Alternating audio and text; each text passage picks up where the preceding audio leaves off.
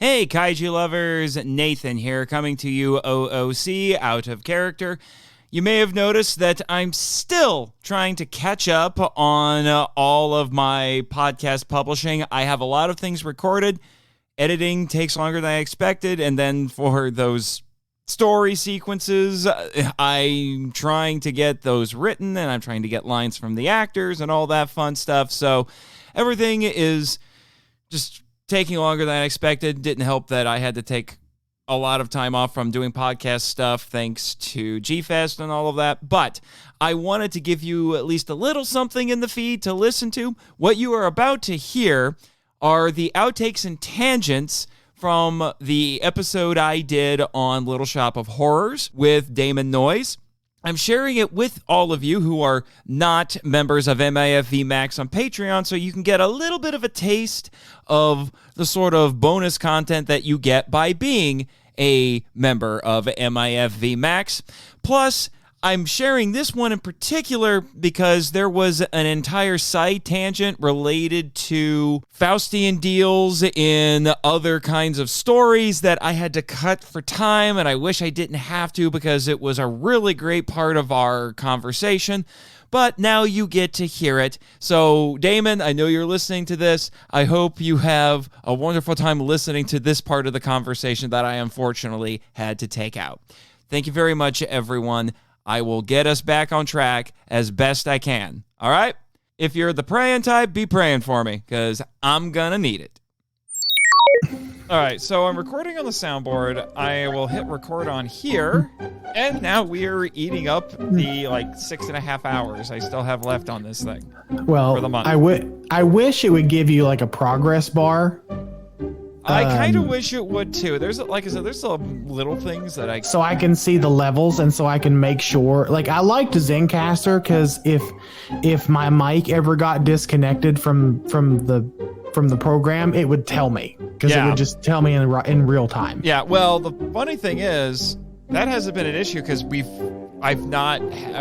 had no disconnects at all. Well, when I used this with Danny and Damon last week, so.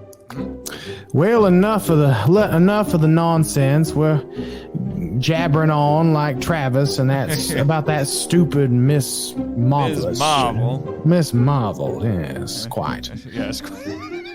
Yes, quite. You're gonna have so many characters in your head. Yes, I already have. Listen, Mr. Marchand, I have a ton of different characters in my head, of course.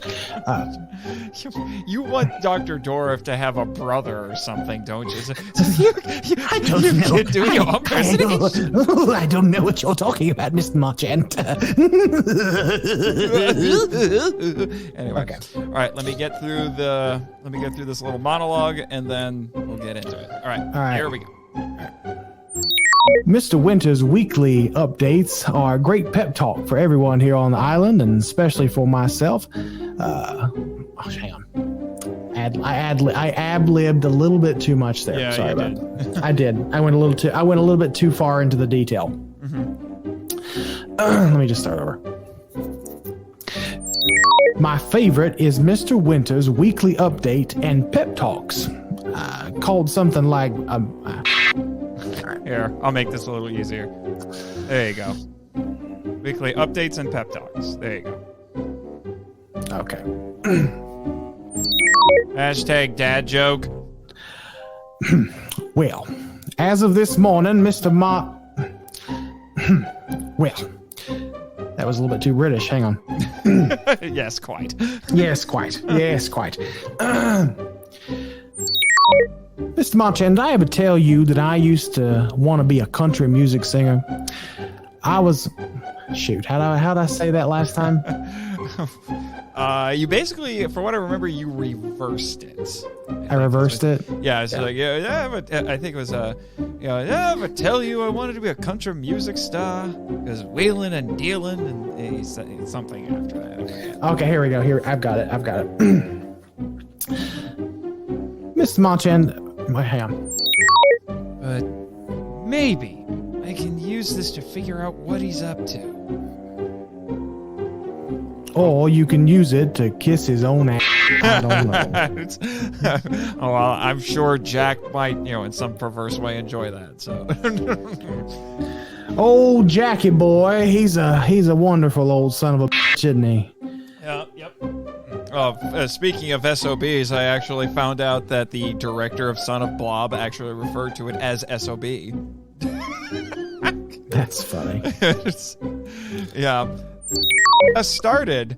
I'm too used to the Zencaster countdown. I have to admit. Yeah, no, he's now just starts. 3, 2, 1, record. I kind of missed that, but anyway, I gotta say, overall, I'm leaning toward this a little bit more. But I still have like 4 weeks left of this 30-day trial, so we'll see how it goes. Well, let's give her a shot. Let's give her a shot. Well, now we need to test the all-important sound effects. So, there we go. What about our battleship? I loved Michael's comment. No more. Oh, did you see him post it? Yes, I did. He posted it? No more. It's too much. I think he posted, or maybe I was just reading what you wrote. Yeah, I think he was just saying, no more. It was Blew good out ones. his speakers. He wasn't prepared for it. He's like, how loud is he listening it's to? fine because it's the giant claw, but I don't think you should do it again. Well, Giant Claw isn't. He may be as big as a battleship, but he is a starship. There we go. There's my phasers. No, photon torpedoes. Yes, it echoes too. Awesome. Oh my gosh, we had so much fun. That was we talked way longer than I thought we were. When I finished editing it, because it was actually a pretty easy edit, because I'm just like, okay, that could stay. There wasn't a whole lot I needed to cut, and then when I was finished, I'm like, it's that long? This is almost as long as Kong 05? What the frick? It's the giant claw! Well, we had a lot of information to talk about, and your info dump was, or your toku topic? The toku topic, the antimatter. Yeah, was a lot of information. I thought I had condensed it, to be honest. You did. And then you said, well, I still have other stuff to talk about, but I think I'm going to end it right here, because there's a lot of stuff. And I was like, yeah, okay. Yeah, so much. And I appreciated your contributions to the toku topic, because no joke, Travis complained off air, it didn't make the cut, about how it's like Nathan could just record the toku topics on his own, but he keeps having people on board. I'm like, because I want to include people?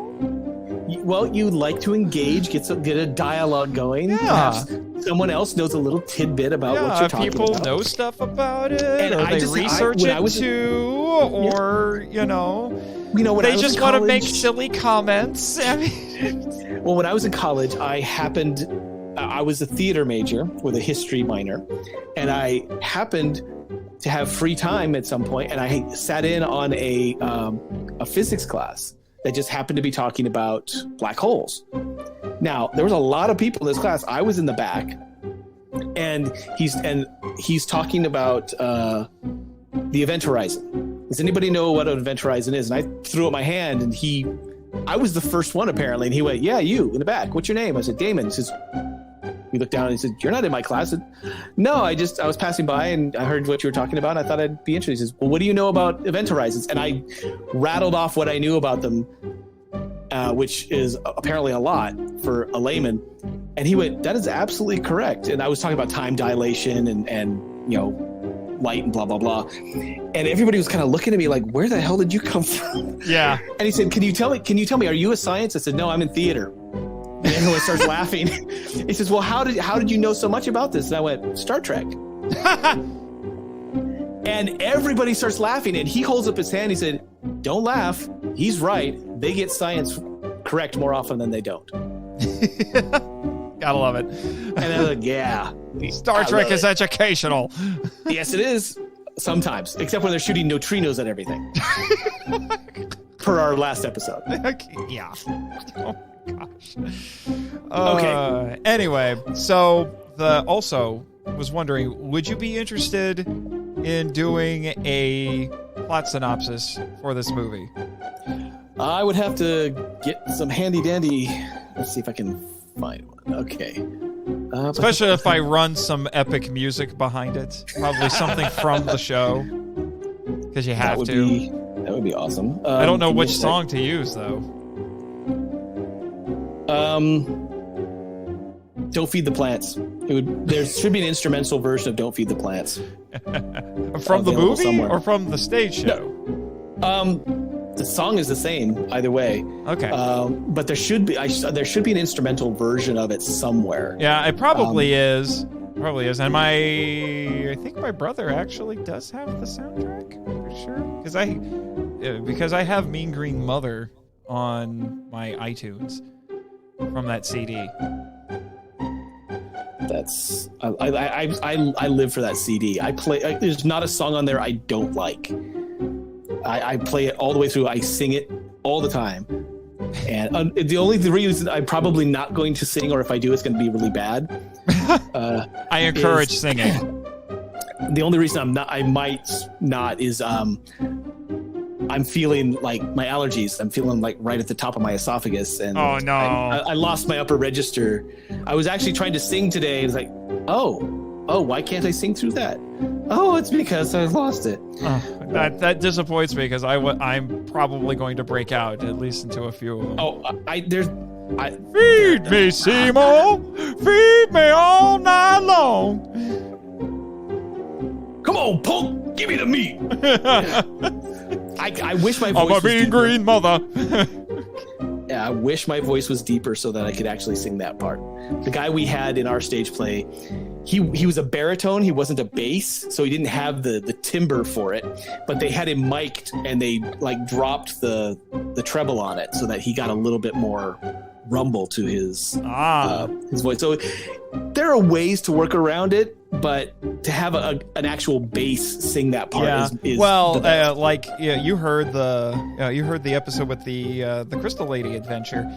With that, because I was trying to replicate what Bex did when she played the first Monster of the Week for that, and she tried to explain to me how she did it. I'm like, okay, not sure how to do that. So basically, I kind of took the easy way.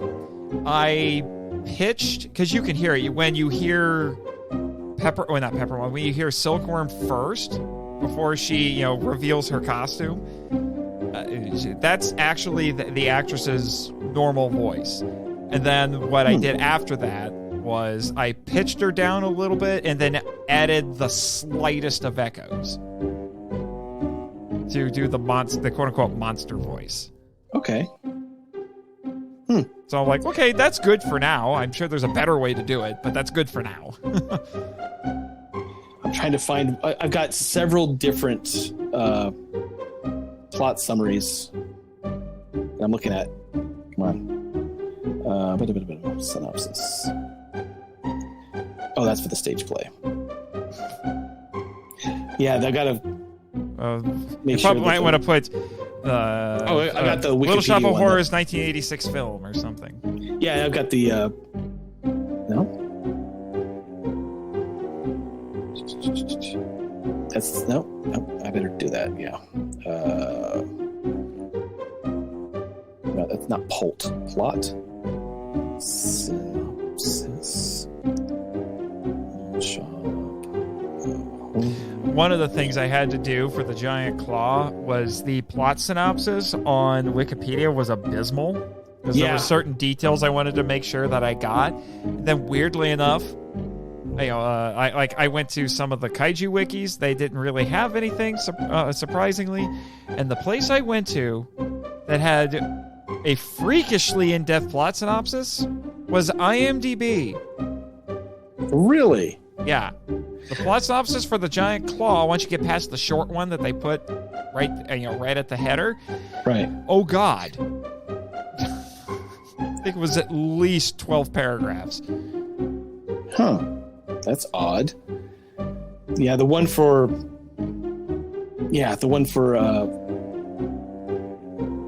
on IMDb for this is: a nerdy florist finds his chance for success and romance with the help of a giant man-eating plant who demands to be fed. And then it has a bunch of other ones that fans of other people have put in. It's like, ugh. So I'm looking at what am I talking about? I'm looking at Google. I mean, this one's okay. It's pretty short. Mm-hmm. It doesn't have to be long. It really doesn't need to be long and involved. I would say, if you can find one that you can rattle off in a minute or less, that'd be good. Okay. Like 30 seconds to a minute, just so we could, spend justify having a little bit of time with some music, Let me see. Seymour Crowbone is a nerdy orphan working at Mushnik's flower shop in urban Skid Row. He harbors a crush on fellow co-worker Audrey and is berated by Mr. Mushnik daily. One day, Seymour is seeking a new mysterious plant and finds him. No. It's not well written. Eating plant from outer space. Audrey's insatiable. Seymour must choose between the high life and the high road. Okay, that's not bad. Probably should have told you about this sooner. So if you had that would have been a nice heads up. Yeah, sorry about that. I figured okay. You're just like, I've seen this so many times. I know exactly what it is. I'm just going to tell you. I wish I could, but I like having things scripted for me so that I can do improv, but I would start rambling if I did that. Okay, you know what? I'm just gonna excuse them. I'm just gonna go with the one that I have. Getting kept anyway. Yeah, I know, but I'm just Jaguar me out. What the Jet Jaguar? I'm thinking about making that a thing on the show. What the Jet Jaguar did you just say? You don't want to know. That's why he beeped me. All right, let's see. 1986's Little Shop of Horrors.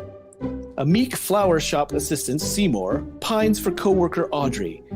During a total eclipse of the sun, he discovers an unusual plant he names Audrey to in honor of the woman he loves, which feeds only on human flesh and blood. The growing plant attracts a great deal of business for Mushnik's flower shop, which he works and was previously struggling. After Seymour feeds Audrey's boyfriend, Oren Scrivello, DDS, to the plant, he must come up with more bodies for the increasingly bloodthirsty plant. Oh, okay. I see you. That's the Google synopsis, and you expanded on it a little bit. See, sometimes that's the best way to go. Right there. I could have done more. Yeah, I would not be opposed to it. Yes. Just don't go too nuts. Oh my god. Oh my gosh. Anyway. All right. And again. All right, let's get started on this proper. So you know the drill. I mean, you were just on the show. You think? So is that your story? You just stayed on the island for a little? I stayed on the island. I was doing a little, exploring and checking out. Hung out on the beach for a little bit with Pamela, fun stuff like that. She went home. She went home before. She went home. Okay. Because she has to get back to work. Oh, she has to get back to work. Yeah. You're just like, I don't want to deliver any more mail. I'm done.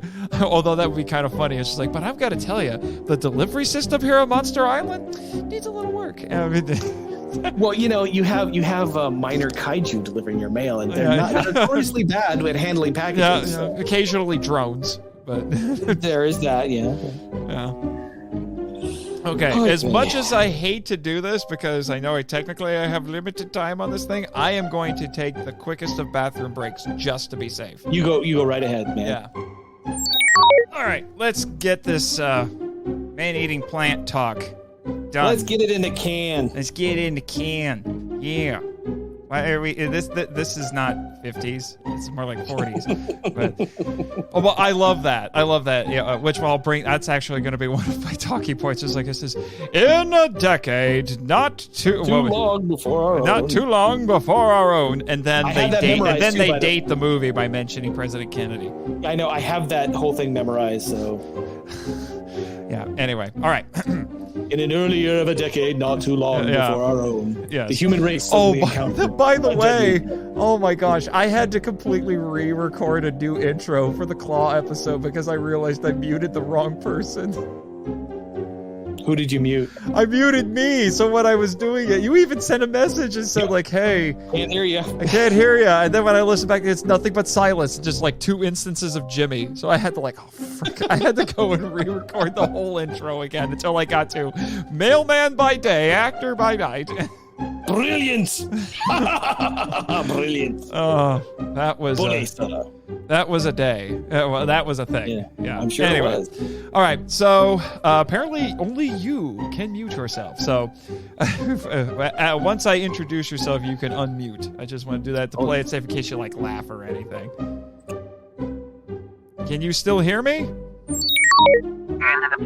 Yes, hello to you as well, Jimmy. Oh, yes. Oh, okay, hold on. Need a better joke than that. So, let's see what he has to say. Future Nate, this is where that segment goes. All right. And now we are skipping ahead to, we have had the weird conversation. He's high on everything. Well, they're all natural, though. Yeah, I was gonna say. I mean, if you're gonna get high, you might not make it all natural. That's what I have to say. I just hit record, and I think that was the first line that got recorded. No. Yes, it's perfect. Come on, bring on the mescaline. You can do it. That's a naturally occurring substance. Come on, just lick a toad. You'll be fine. I lick toads daily. We did. When we did the magic serpent, we didn't talk about licking that damn toad. That's right. Oh, I totally missed it.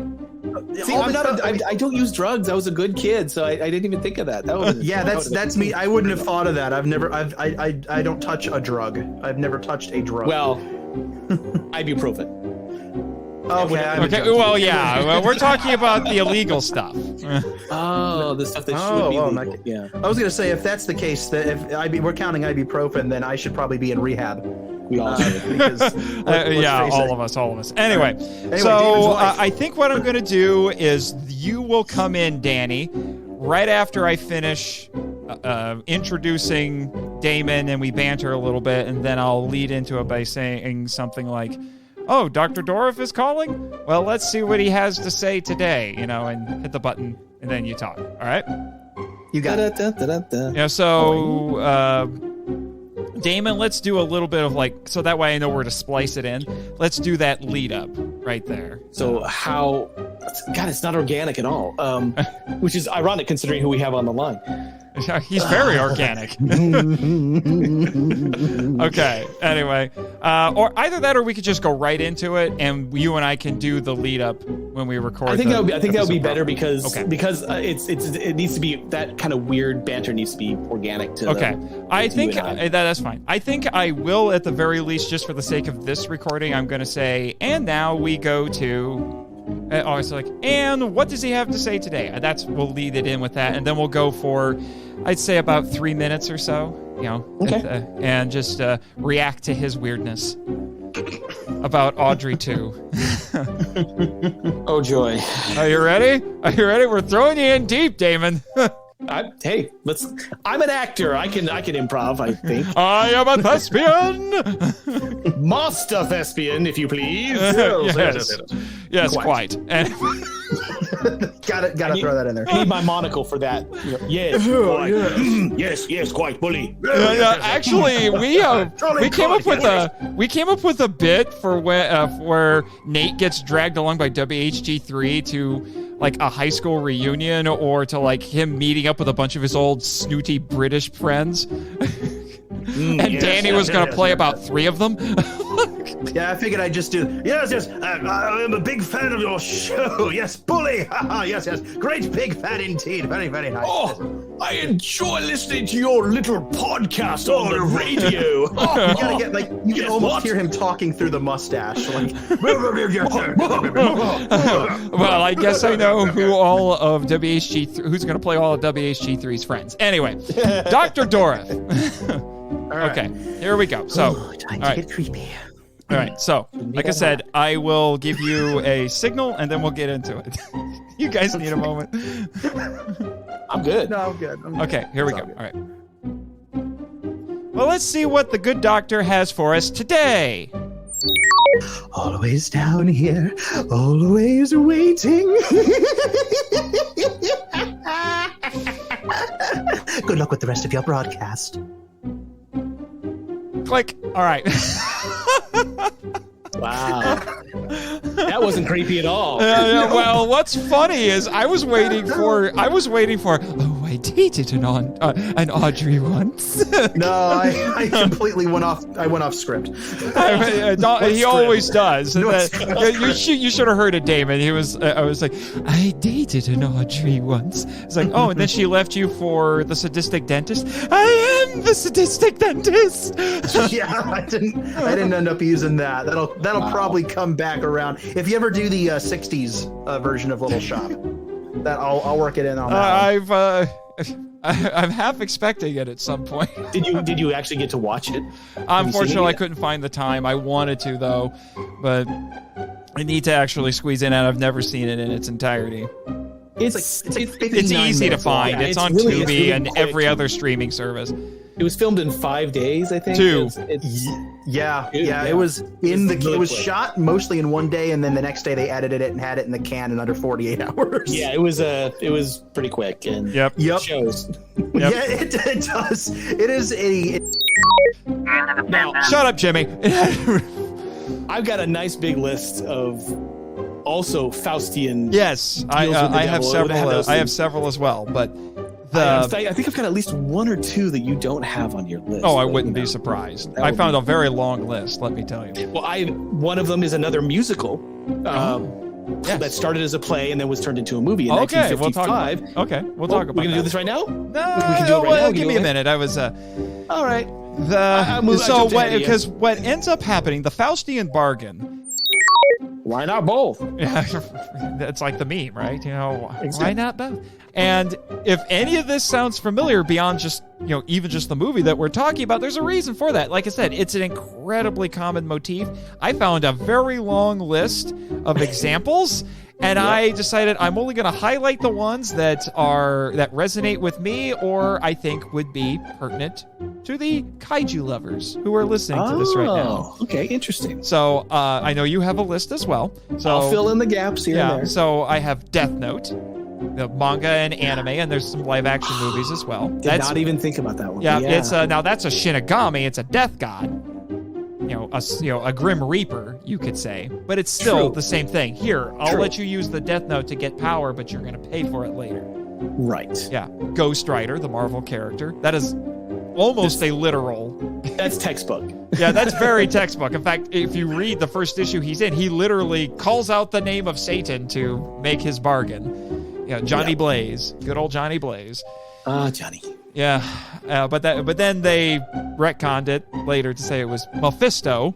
Oh, Mephistopheles? Mephisto? That makes sense, doesn't it? Yeah, I wonder where that came from. It's like as if comic book writers were very well-read people. What, literate comic book writers? No. What? Yeah. Although then, relatedly, you get to one of the worst comic book stories ever.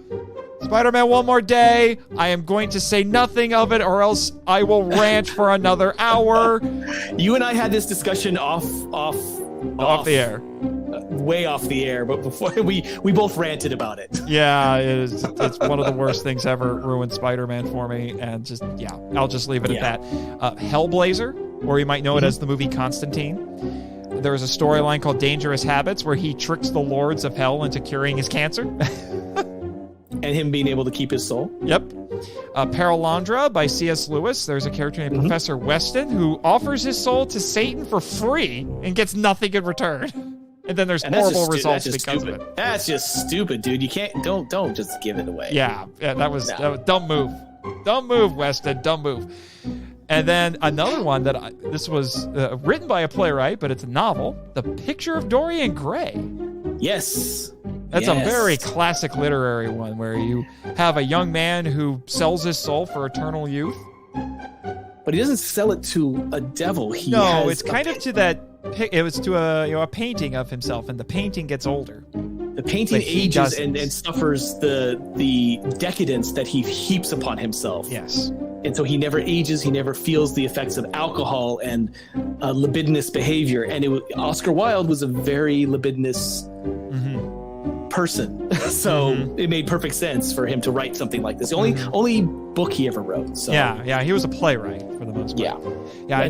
It's a fascinating novel, by the way. If you haven't read it, people, you should. Absolutely, you should. It's fantastic. It was like a Twilight Zone story, but before the Twilight Zone, because there's a twist ending. There's a very twist ending. In fact, if you've seen League of Extraordinary Gentlemen, Dorian Gray is a character in the movie. Not in the novel. Yes. The portrait's not in the comic, I should say. Yeah. The portrait's in the comic, but he is not. Yeah. And then another comic book character, Spawn. Yes. Not the biggest fan of Spawn, but it technically fits the motif. So there you go. In its own little way, you could also include Star Wars Episode 3, Revenge of the Sith, because Anakin makes a deal with Palpatine, the Emperor, who's essentially who may as well be the devil because he's just evil incarnate. It's not even a veiled. It's like, come and stand by my side. Yeah. I will teach you how to save your wife. Yes. You're not supposed to have, but that's beside the point. Yes. And then this was interesting. I hadn't thought of this, but it's it would fit. It's a weird fit, but it's a fit. Transformers the movie. Oh, Megatron and Unicron. It is a stretch, but yeah, I can see it. A little bit of a stretch. There aren't quite as many consequences other than the fact that he's supposed to be absolutely obedient to Unicron, and anytime he steps out of line, Unicron says, "You can't do that." I've got a movie that is kind of a stretch. Yeah. I mean, it's got the same thing. Yeah. But it is a comedy. Yeah. Not a comedy, but a Tom Hanks movie called Big. Oh yes, with he makes his deal with the fortune teller machine. With the Zoltan machine gives him what he wants. He has it, and after months finds out that it is not what he wants. Yes. None of it is what he wants. And he becomes a wiser child because of this at the end. And I thought that was, yes, it's one where he actually gets what he wants eventually. Or he realizes what he wants isn't what he asked for. And so when he goes back, he's like, now I get it. Okay, I understand. And that's an important thing because he's a child who makes a child's wish, a child's deal with the devil, so to speak, and is not necessarily. He's hurt. That first scene where he's all alone in an apartment in the big city, it's heartbreaking how terrified he is with what's going on, and yet he grows from it. He accepts what's happened to him, and he learns a valuable lesson, which I guess goes back to the original intent. He is redeemed at the end, which I find fascinating. There is. Oh, go ahead. I was just saying, I only have one more. Again, pertinent to the audience, and I would be remiss if I didn't mention this for my co-host in common, Travis Alexander, but Kamen Rider Revice, which is the current Kamen Rider show. Really? Yeah. I didn't know this about the show, but the characters in that have, quote-unquote, inner demons that they bring out by making contracts with them through a device called the Vis Stamp. Interesting. And I read that, like, subtly, that show seems a little more interesting. It's still freaking weird. Yeah. Because I've seen some footage from it, like, what the heck? But it suddenly sounds a little more interesting. So what are a few more examples you have? And then I want us to talk about the endings. I have got one novel that just leaped to mind, and it's a Stephen King novel called Needful Things. Oh, yes, I've heard about that. Needful Things, it has a shop owner who gives people supposedly what they want if they do a little, public mayhem first. And usually these are garbage items in reality, but to the person who has them, they are the end all be all. One is like a baseball card, like a mint unique baseball card. The one that I remember extremely well are Elvis's glasses from his 1970 resurgence. And they're not really that. That's what she sees. And when she puts them on, she is with Elvis near that time period when he still has a little bit of charisma, but he's not at his best, but that's the one she loves. I mean, she has velvet paintings of him all over her house, whatever. But she has to go do a deed. That's the only payment. Everything is free at Needful Things. But you have to do this little favor for him. And it's like throwing a baseball through somebody's window that you don't know. Because it all culminates in this cascade of everybody hating everybody else and going after people that they have hidden resentments for. It's an indictment on small towns and the secrets that they keep, as well as everybody wants something and is willing to do anything for it. Yeah. And yes, they get their comeuppance. Which I think that that goes back to why it resonates so much. It's, people have these intense desires for something and they're willing to do anything for it. I mean, like if you look at it logically, Faust's bargain didn't make any sense. He got to have 24 years of absolute bliss, but then his eternal soul burns in hell for forever. Yeah, he chose the wrong thing. Speaking of that, now in some Faustian myth cycles, he asks for immortality rather than just 24 years. And there is a 1972 movie from England called The Asphyx, Asphyx. It involves a British squire who, in the 19th century, who searches for immortality and achieves it by literally bottling up the spirit of the dead. The twist is revealed at the end that while immortal, he continues to age from Victorian London to 1970s modern at the time. Oh, no. So if the makeup budget and the techniques had been better, the reveal would have paid off better. As it was kind of just nasty. And it looked like oatmeal on his face. But the idea behind it, that it's not necessarily a deal with the devil, but he is stopping himself from dying because he bottled up his own asphyx, his own spirit of it. Everybody has their own. It's a little bit more of a variation on Dorian Gray. A little bit, but it's still got that same element because he did not get what he wanted. Yeah, for sure. Then there are a few movies in here that I really like. 1967, Bedazzled, starring Peter Cooke and Dudley Moore. And that got remade in the 90s, if I remember correctly. The remake is whatever. Go watch the original. The dry British humor of Peter Cooke is it's chef's kiss. It is gorgeous. It's very good. Devil's Advocate in 1987, starring Keanu Reeves and Al Pacino. That is literally a deal with the devil because Pacino is the devil. And I'm sure all of our viewers and listeners have seen that. Yeah, probably. Another one that's kind of related. I wasn't going to bring it up, but it's around the same time frame. But it's a very, very different sort of movie. But even Arnold had to almost made a deal with the devil in End of Days. This is true. Yeah. But it was more like it almost happened. The offer was made, but he did not take it because he's Arnold. Yeah, Arnold doesn't need any help from the devil. He's got his own stuff together.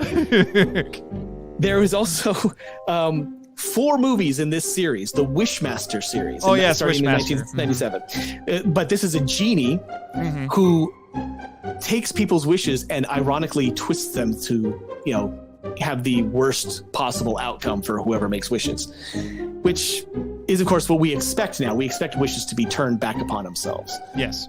And the last one is another comedy that it's not really much of a stretch, but it's called Stay Tuned from 1992, starring John Ritter and Pam Dauber. They get a new television from this shady individual, and the television shows are all ironic and hell-based. Like Different Strokes is about old people having strokes. Oh, jeez. And little things like that. It's hilarious in its own way. I'm gonna look up and get some of the other. Yeah, there it is. It's ridiculously. It's ironically funny because it's not a particularly good movie. And it's one of the reviews says, "Yes, the devil made me watch this." So that'll give you an idea. Okay, 3 Men and Rosemary's Baby, Sadistic Hidden Videos, You Can't Win, Underworld Wrestling League, Autopsies of the Rich and Famous. Oh, jeez. Northern Overexposure. Oh, no. 30-something to Life. Oh no. The Silencer of the Lambs. Oh no. Meet the Mansons. Oh no. My Three Sons of Oh no. Allow that one through. Saturday Night Dead. The Exorcisist. Oh no. Home Shoplifting Channel. Oh jeez. Let's see. There's a Star Trek Next Generation spoof on there, which I don't really recall, but I'm sure it's horrible. Hockey game, Angels versus Devils. These are all the things on the TV. These are all the things they're doing channel flips throughout the entire movie. And now, John Ritter and Pam Dauber are the married couple, and they get sucked into the television. And so the kids are flipping, and every now and then they'd see their parents on these shows. Driving Over Miss Daisy. Oh, jeez. Let's see, the Beverly Hills 90266. Oh, jeez. I Love Lucifer. The Golden Ghouls. Murder She Likes. Facts of Life Support. Fresh Prince of Darkness. Unmarried with Children. I should have been hitting that button more. I know. And this is the last one, David Dukes of Hazzard. Oh, that one's awful. That one's terrible. But those are literally all the shows that are flipped by as this thing goes. Now, eventually they do get out of the television because it is a comedy. Mm-hmm. But I don't really. The only lesson learned is not to watch as much television. Oh, okay. As funny as that is, if that's all that comes out of it. Okay. Yeah. Yeah, it was not I remember seeing it. It's not a particularly good movie, but it's John Ritter, and when he was still able to do pratfalls and still funny, so I enjoyed it for what it was, because I knew it wasn't going to last for any much longer. But oh well. But now, like I said, we're coming to the end of our discussion. We need to talk about the two endings of this movie. That one's not that great. Go see the stage play with Angela Lansbury as Mrs. Lovett. Brilliant. She's awesome. The part was literally written for her by Sondheim. He saw her performing in something else when he was younger, and he met her afterwards and said, I'm going to write a play for you. And she said, oh, that's wonderful, darling, and didn't believe him. Cue, like a few years later, she comes in to audition for this new play, and he's sitting behind the desk, and he says, I bet you don't remember meeting me. She says, no, I don't. He said, I came up and told you I was going to write a part for you, and the part is Mrs. Lovett. You're the only one auditioning. And she had to take it, and she absolutely loved it and loved her time doing it. And it's dark and evil and nasty, and nobody wins because it's still funny. It's gruesomely funny, but it's funny. Those are the kinds of things that I enjoy as musicals. And the Patreon shout outs. Wrong button, Marsh. Hello, patrons.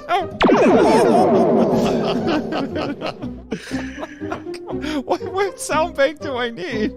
Okay, there it is. I switched to the wrong one. Wow. We have fired the patrons. It's all live, folks. Fired into space. Shot into space. Onto the Genesis planet. I think the Romulans are dead now, sir. Shut up, Jimmy. Yeah, like you haven't made any mistakes before, Jimmy. Oh, you don't make mistakes? I beg to differ. You died once. Anyway.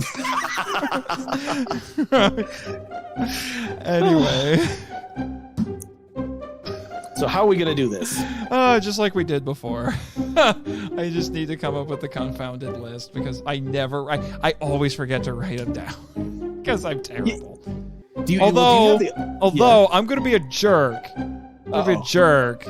Because he decided to take a month or so off. Michael doesn't get mentioned. Really? You're going to snub Michael for this? Well, he quit Patreon.